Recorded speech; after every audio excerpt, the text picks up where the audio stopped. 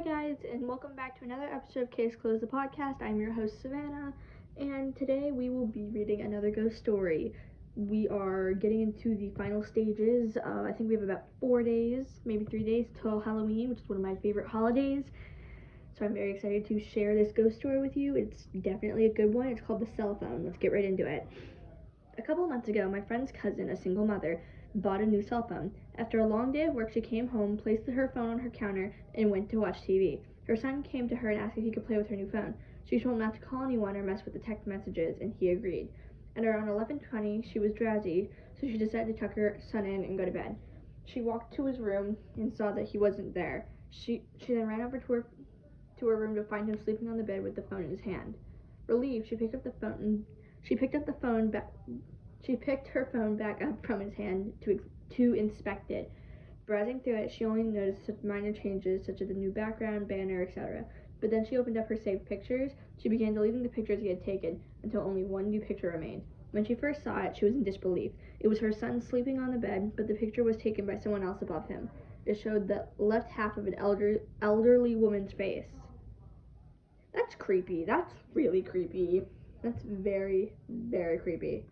Okay, let's read another one. This one is called Ghost Bro. And by the way, these are all real stories. We are not making these up. My house was built in 1904. It's a single-family home, wood frame setting on a concrete block foundation. I've been living here for about 12 years. Of all the weird things that my siblings and me have seen and heard in this house, this one event is my favorite. This happened to my brother. About 10 years ago, my brother and his best friends had started a garage band playing mostly Spanish rock, alternative music, but in Spanish. His friends could only get together on Sundays afternoons. They would practice early in the evening, and they would usually call it quits by 8 p.m. This was the time I usually showed up and went to bed because I worked the graveyard shift. This happened in late fall, so the days were getting shorter. They finished a long session when the decision to head to someone else's house came about. My brother handed his car keys to his buddy so they could load up the equipment. Everyone had filed out of the basement, but the tricky part was they needed to walk all the way back into the basement, back up the stairs, through the kitchen doorway, down the hall into the living room and out the front porch. Everyone was sitting outside my brother's truck waiting for him. My brother was walking up the back stairs when we remembered he had left his pancakes in a to-go container sitting on the speaker in the basement. He made the decision not to go back. Now, the basement is not clean with full sign lights.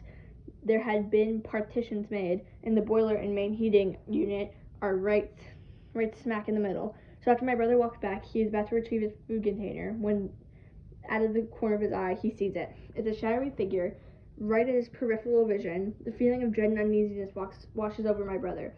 We had been taught that if you were in the presence of a spirit or ghost and you felt a bad vibe, say a quick prayer or to cuss at it. Hold on. Hold on. Oh god. I understand the whole quick prayer thing. I'm not entirely really religious, but I understand the whole quick prayer thing. But to cuss at it, I feel like that would just make it worse. I think you'd just offend the ghost and it would kill you. My brother chose the latter. He basically told it, "Hey, F you, I don't have time for this." There's a lot more to that, but I'm not going to read it because I don't want to get demonetized. My brother started to walk to the back of the basement and briskly up the stairs, closing doors and turning off lights as he was walking out. The last light switch was on the opposite side of the front door. Luckily, the door was open and the light from the street lamp was flooding the living room with its amber light. My brother said he felt something on his back, but at no point did he turn around. As soon as he flicked the left light switch, the living room went dark, as did the rest of the house. As he stepped out on the door, closing it behind him, still holding his food container in one hand as he jogged down the few porch steps. He walked down towards the front gate. Our house resided far on the main street, essentially having a large yard but no rear garage. As he closed the gap between himself and his friend-laden truck, he smiled and thought things over in his head, mad at himself for spooking out when there was no reason.